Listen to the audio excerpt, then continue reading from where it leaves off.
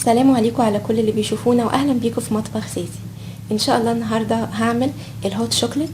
طبعا الجو برد جدا، يعني مش برد، هو الجو تلج، فقلت اعمل حاجه سخنه وبدل ما اشربها لوحدي نشربها مع بعض. اول حاجه هحط السكر، هحط 3 معالق. طبعا كل حد بيحط حسب الرغبه، انا سكري زياده شويه. هحط معلقه صغيره كاكاو خام. يا ريت تستخدمي نوع نضيف، لان الكاكاو ما بيجي يتشرب سخن او حتى ساقع، لو نوع مش حلو بيبقى طعمه وحش قوي، بالذات اللي هو النسكوي طعمه وحش جدا. هحط معلقه صغيره نسكافيه.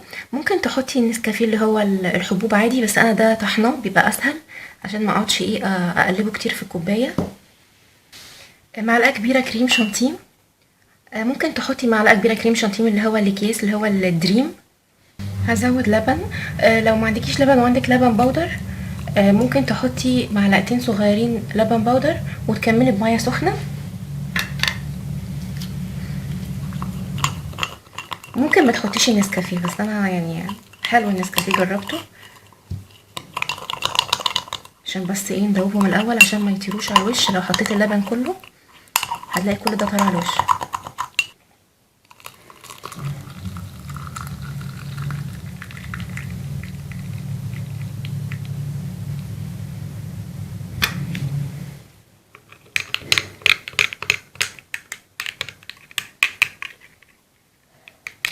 معايا كريم شانتيه حطه على الوش، نزوقها.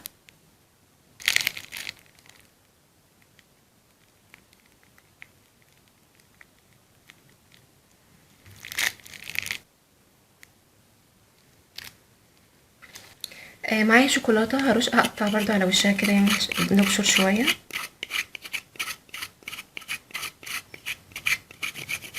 بتمنى اكون قدمت حاجه كويسه النهارده. وباذن الله انا كنت عملت قبل كده طريقه عمل النسكافيه السريع، نسكافيه بشكل جديد يعني. ان شاء الله هحط طريقته تحت في صندوق الوصف اسفل الفيديو للي يحب يشوفه. ومستنيه تعليقاتكم واعجاباتكم ان شاء الله على الفيديو. ما تنسوش تعملوا لنا لايك وشير واشتراك في القناه. باي باي.